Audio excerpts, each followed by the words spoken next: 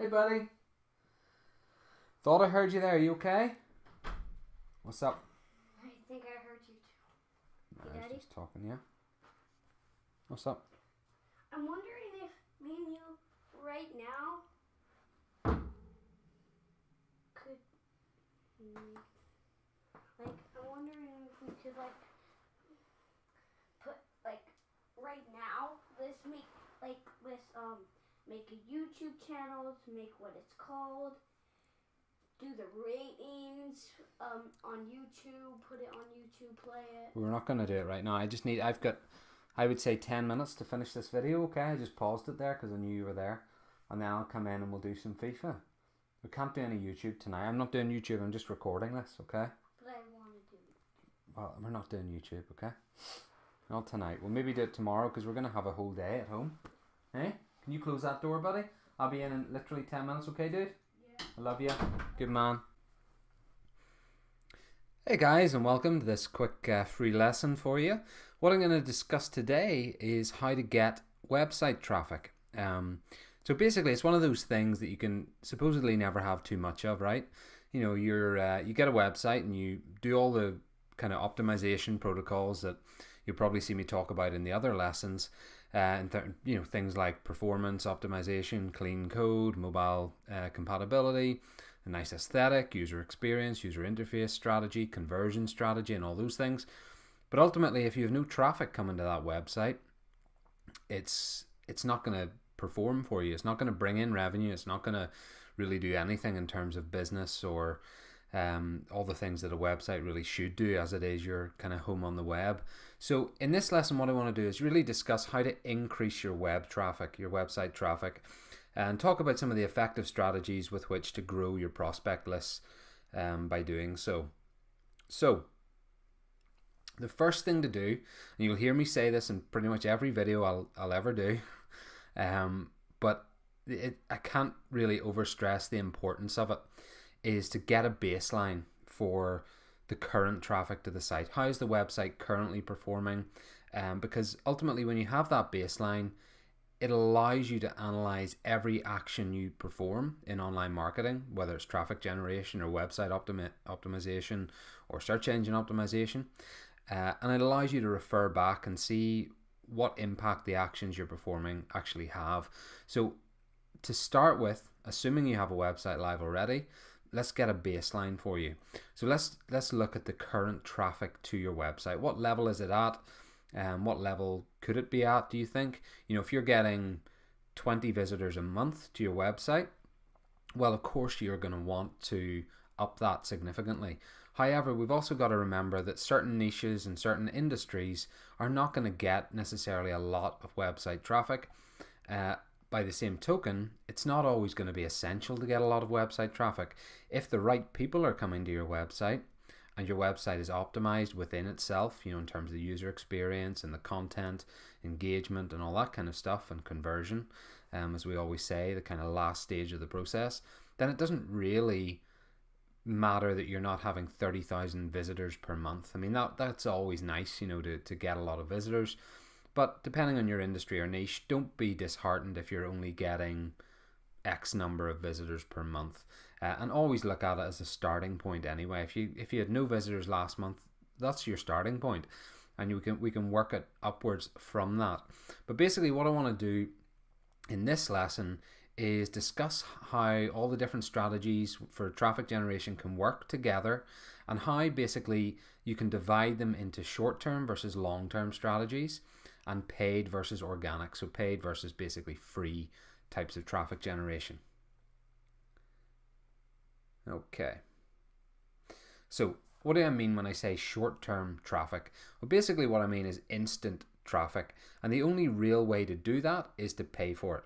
Now, what we're talking about here are things like paid ads. So Facebook, Instagram, YouTube, Google, LinkedIn, Twitter, and so on. So basically you go to these platforms, you set up an account, you create an ads campaign and a demographic to target, and you start bidding on either clicks to your website or keywords in the case of Google.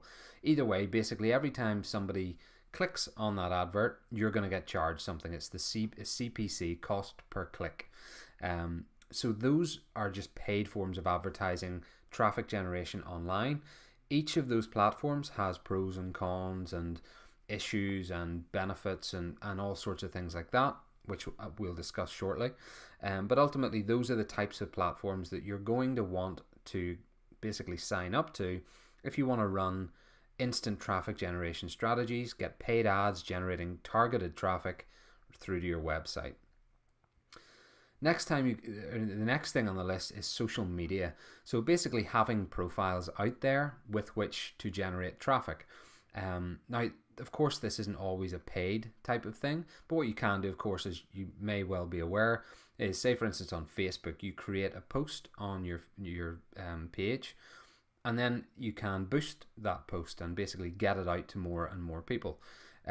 Social media it's a good way to get out or to get traffic fast to both your Facebook page or your Instagram account or whatever, and also over to your website to basically give an injection of traffic over to your website.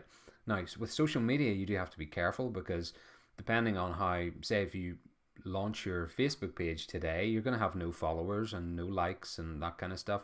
So you're going to have to build that a little bit. Again, what you can do is implement a paid ads campaign to get likes on your Facebook page, for instance. And then once you have those likes, you can start sending content to those people. And also you can kind of repurpose advertising to those people who like your page already. So social media is a good way to basically have that platform online with which to generate and drive traffic to other pages. Could be to your other profiles, could be to your website, but predominantly here we're talking about that generating traffic to the website. Then, very similar to paid adverts, which these technically are, you've got basically what I call paid placements, and those are articles maybe from your blog or your website pages which are featured on other websites. So if you go to a company like Outbrain.com, and you may well have seen Outbrain's recommended posts. If you go to lots of news websites, what you'll see is they have an article and you read the article, and then at the bottom you maybe get 6 recommended articles. And if you look at the top of those articles, normally it says where they're coming from.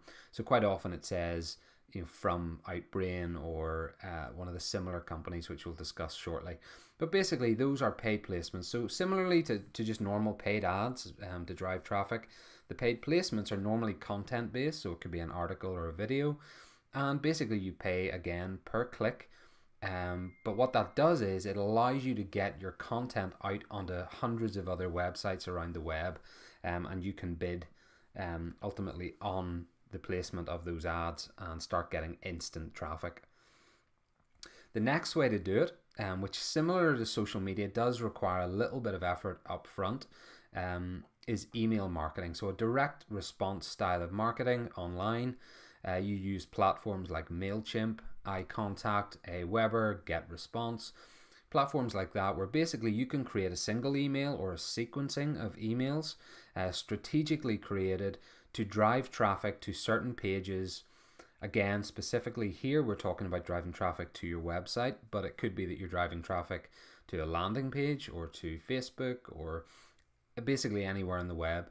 But in terms of getting instant traffic to your website, you basically can start building email marketing lists by creating opt-in pages, and then start sending strategic emails with offers, deals, content of value to your email marketing list. And those platforms, I would recommend you just go for MailChimp if you haven't any experience with the other ones. It's pretty much the easiest to use, easiest to put together a campaign and manage. But any of those platforms basically create and manage a database which hooks into your website so that when somebody enters their email, the email address goes to that database automatically. So you don't need to create an Excel spreadsheet of all the emails that are subscribing. So those are the short-term types of traffic that we can basically categorize. And the reason I'm talking about the categorization of those is simply for yourselves. When you go to plan out your strategy, sometimes it's easier just to break it to basically compartmentalize the types of traffic generation you're going to partake in. So those short-term things are normally paid advertising and paid placements, but it's kind of direct response, so email marketing, social media, and so on. But those are the things that you should start planning for.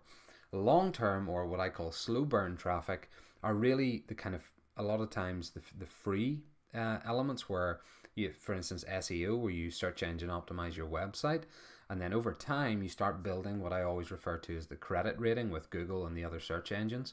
And when they start trusting you and trusting the content of your website and understanding that it's relevant to their users, then they'll start sending more and more people to your website via their ranking system. So that's how you basically rank in Google and other search engines. So SEO, and you'll see in my 3-part series, how to basically go about search engine optimizing your website. So that's very worthwhile in terms of, go ahead and watch that after this, and it'll give you a really good grounding on how to systematically do that. But SEO is what I call a slow burn traffic solution. If you launch your website today, your SEO is probably going to be non-existent. And it's going to take a number of months to build that kind of reputation and credit rating up with Google and so on. And therefore, it is a slow burner. You've got to plan now, put it in place, but understand that it's going to take some time to grow. Then we've also got social media. So basically, just the general business profile on Facebook, Instagram, Pinterest, YouTube, Twitter, etc. Basically that type of long-term engagement where you're sharing content, commenting, getting involved in conversations on social media for your brand is a good way to long-term build traffic. Because if, say, I like your Facebook page, then what that does is it allows other people that I'm connected to who maybe erstwhile did not have a connection to you to see that their friend, me, likes the content on your Facebook page and finds value in it, and then they're more likely to like it, and then their network sees that, and so on. And that's basically the way social media works in terms of building it for your business. Also then, email marketing. While I did include that as a short-term strategy, you should also have it in place as a long-term strategy. So think about how, if somebody signs up today in your email marketing list, how are you going to go about communicating really good information with them over time? And that's really what email marketing is about. It's about, yes, getting them into your database of contacts, but communicating and giving them items of value, free advice, discounts, deals, whatever it might be over time. And that's why I classify the email marketing as a long-term kind of slow burn traffic as well. Yes, if you send an email to somebody, you can get an instant response. They can click the link and go through your website or your landing page or your opt-in page or wherever you're sending them to. But ultimately, you also want to have in place that kind of long-term strategy. Take the person who's just come into your list, and how are we going to relate to them and get them to be loyal to our brand and aware of what we do? How are we going to get them to purchase our products and services over time? Those are all different strategies. You could have a 3 email sequence to start, followed in 2 weeks' time by another 3 email sequence, and then a 7 email sequence, or whatever it might be. That's your strategy, and that's why it has to be a long-term type of strategy as well, because when you communicate with those people, they're much more likely to trust you, because familiarity in terms of online basically breeds that acceptance and trust in people. Okay, so that's long term. So what I want to do is just very quickly go through each of those types of traffic generation one by one and start basically formulating how you might go about that. So with SEO, search engine optimization, as I said a little while ago, what you want to do is you want to start now. If you want to get the baseline of your website, see what the organic traffic is to your website today. It could be 0, maybe you haven't launched your website. It could be 20, it could be 1,000. It doesn't really matter. Get the baseline and then start to systematically optimize your website using the strategy that I showed you in the free 3 video series. So basically in that series I showed you how to get the baseline of where your website is in terms of all the key protocols for SEO, then how to research and target certain keywords, create and curate different types of content, optimize the content, and then basically optimize the website from within using the SEO software and kind of going through each block of content piece by piece and optimizing it. So SEO really does, again, need to be started as soon as possible because it is a slow burn type process. You need to start now for future benefits, basically. Social profiles, again, there's no reason why you can't set those up right now. Paid ads, you can go onto Facebook right after this video and set up an ads campaign driving traffic over to your website in 3 minutes if you really had all your content sitting ready. Might take a little bit longer if you don't, but it's that instantaneous. You can start getting targeted traffic to your website in the next hour, basically. Email, then you want to start thinking about which platform to use, how you might strategize about that. There's plenty of training online about how to basically sequence emails so that they're strategically more likely to get responses from people. So I would advise you go and do a little bit of research there. And then the paid placements, so basically the same as the advertising, but where to go and how to get involved with that. So first on the list, SEO, search engine optimization. Again, like I said, please go watch that 3-part series if you haven't already, because if I do say so myself, it's an excellent piece of training to systematically go through how to optimize your website from within, and it gives your website a really great foundation from which to build as you start adding content to it. So basically the general process of SEO is like this. You optimize the code of your website. You will need a programmer if you're not a programmer already, but it's not a 3-month task. It should be a pretty quick task, especially if your website is relatively new or short on content. But basically what you want the programmer, a good programmer, to do is go into your website or build it with this in mind. But go into your website and basically clear out any of the unnecessary or messy or surplus code within your website. So it could be that the styling is using code which could be shortened. It could be messy kind of scripts which are kind of confusing and things like that for search engines. But ultimately you want the programmer, and this is why it's important that it's a good programmer who knows what they're doing, but you want them to optimize the code within the website. You also want them or yourself to optimize the performance of the website. So what I mean by that is simply for instance, the load speeds. So what you could do there is, for instance, if you're on, say, a shared hosting platform, like a GoDaddy shared hosting or HostGator or Bluehost or one of those kind of cheap hosting platforms, what you might want to do is upgrade your server. What we use in the business is a VPS, and that's a virtual private server. So basically you get a server all to yourself effectively, and that means that performance goes through the roof. Load times are much faster than they are on shared servers. Security is better. You basically benefit from all those types of things, but whether you knew it or not, performance factors into rankings within search engine optimization. So make sure that your website is fast loading, the code is optimized, it's on a platform which is a high performance platform. You can get a VPS for about $50 a month these days, so it's not, for a business, it's not an expensive way to do things. Also what you want to do is make sure that the images within your website are not massive. They're not taking 20 seconds to load because they're 15 megabytes in size. You want to optimize the visuals so that, yes, they're sharp and crisp even on screens, for instance, like a retina screen, but you can optimize the size of that image so you're not compromising quality, but load time is fast. So of course that's very difficult to do on things like say you're a photographer and you've got your photography website, but there are balances in terms of size of image and resolution and color replication and so on, where you can have a good balance in that. So things will load fast, the performance will be up, and especially that type of site would be best served with something like a VPS, so that everything is really snappy therein. So that's basically what optimizing performance on your website means. You've then also got to optimize the content. So you got to go through the written content, all your blog posts and pages, pick out keywords you want to target, topic areas you want to target, and basically write content which is engaging and valuable about those things.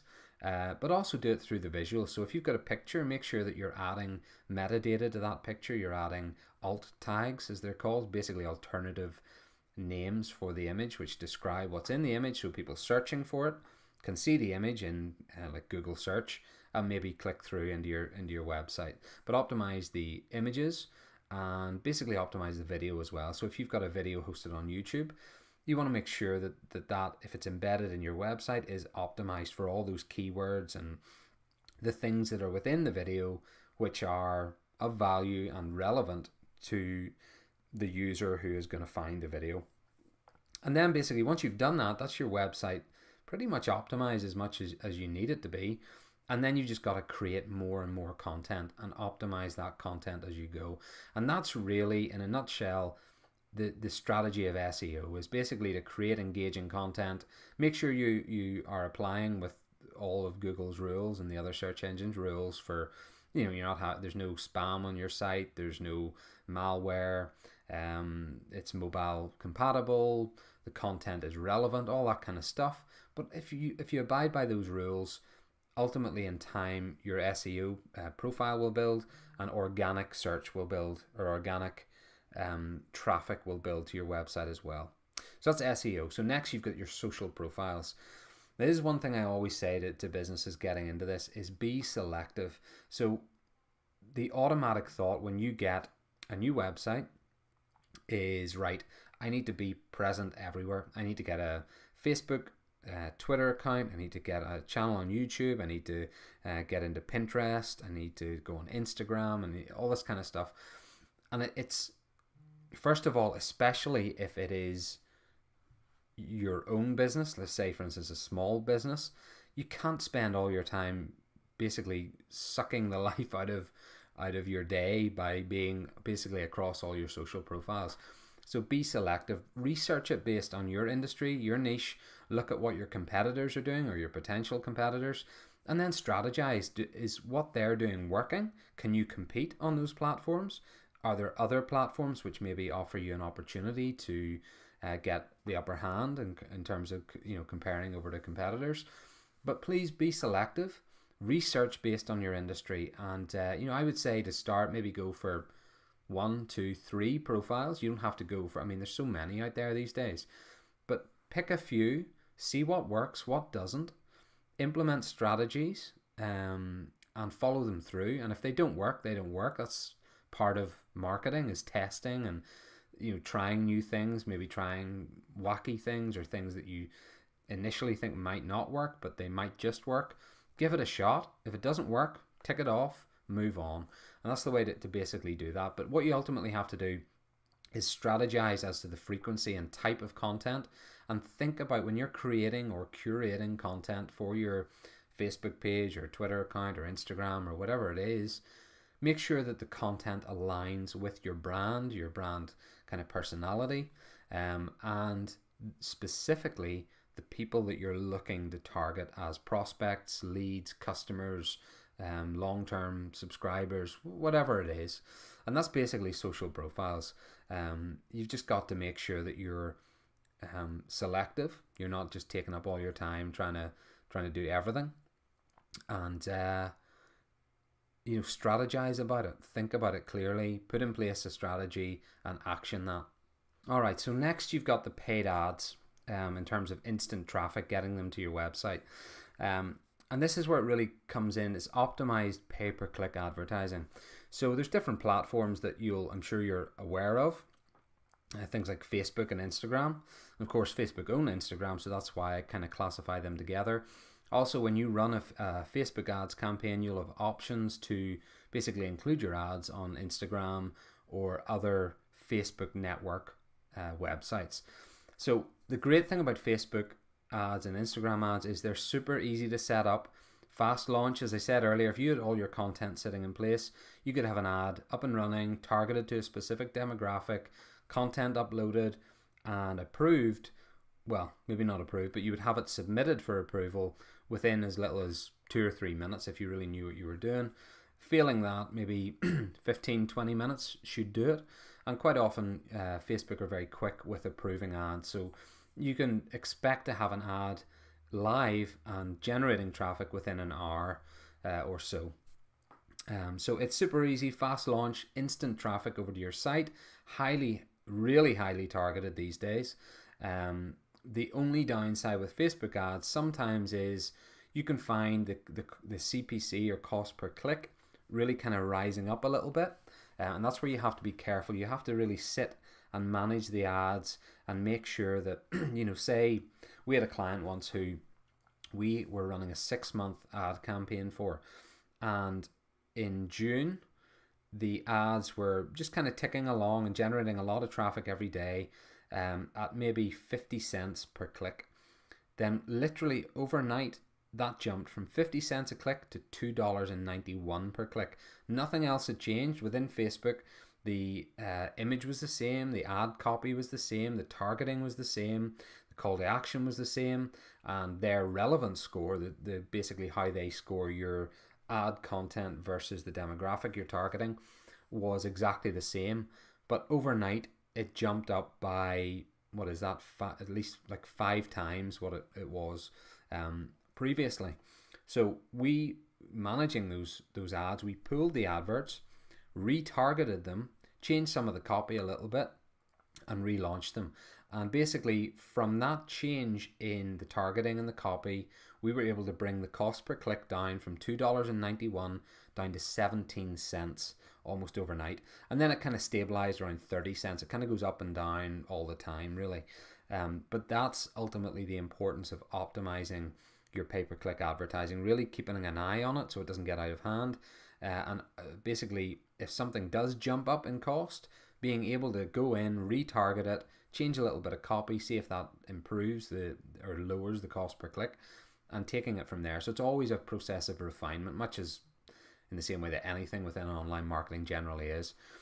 Quite often as well, the only other downside with Facebook is there's a fairly low click-through rate, simply because the ads that you're putting out there are not, they're targeted, but they're not targeted at people who are definitely actively looking for your product or service, in the same way that, or not in the same way, in the opposite way, that with Google ads, when you target an ad, it's based quite often on people searching for those specific keywords. So it's more likely to garner a click-through if somebody sees it.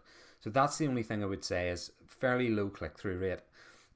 Okay, so next thing you've got Google and YouTube. And again, I put them together because Google owns YouTube. But basically, Google and YouTube, with an ads campaign there, your keyword targeting for search and display. So search basically means somebody going into Google or YouTube, searching for something, and the results spit out your advert within a video or a list of links within Google search, and then hopefully people click through into your website.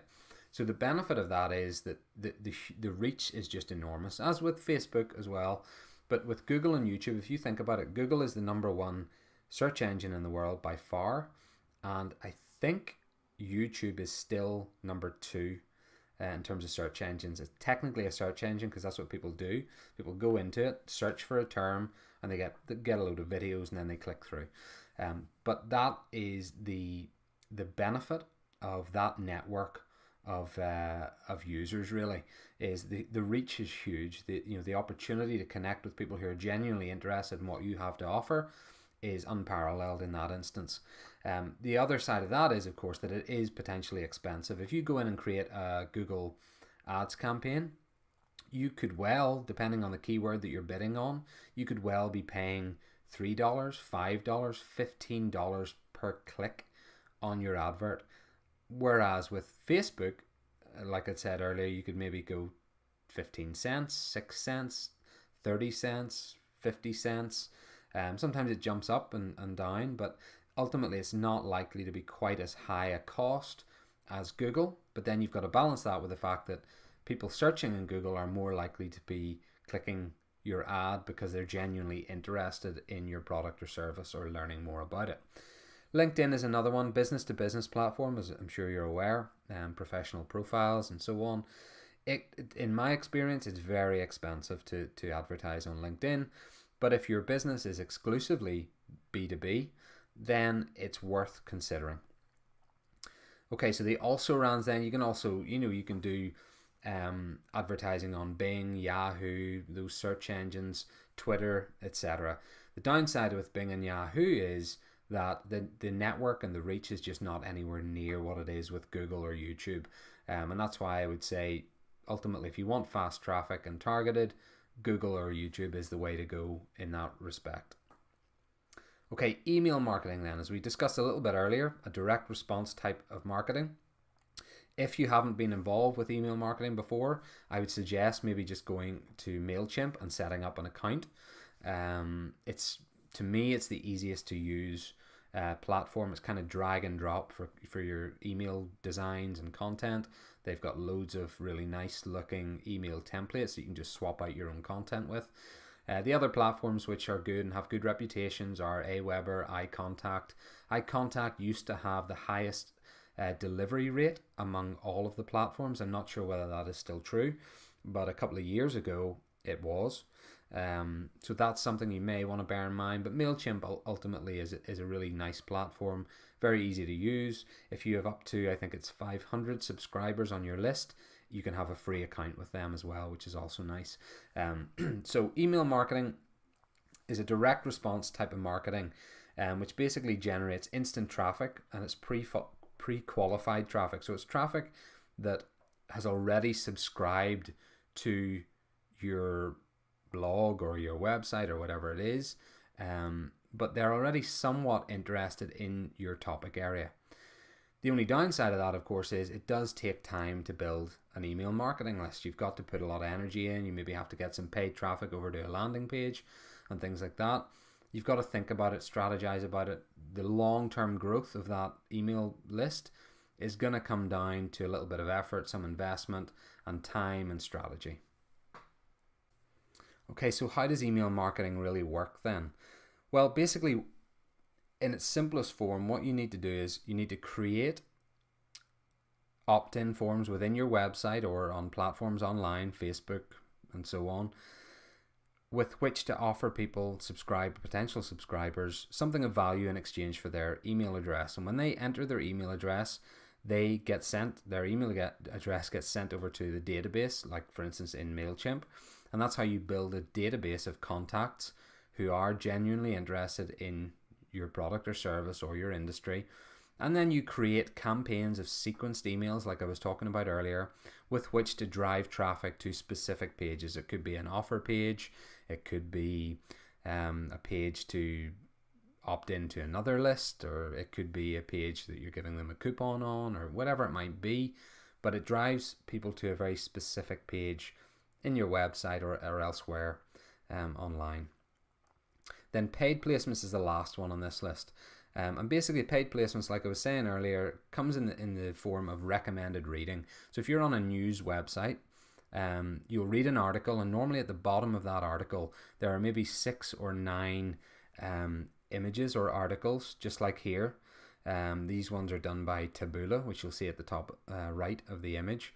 So it's basically recommended reading. It's this company Taboola collects companies, like say your business, you would pay to be featured in their ad space, and then they go to other big news websites and basically buy up the space and send your content or other businesses' content over to those websites, and then they appear as recommended reading articles you may also like and things like that at the base of those articles.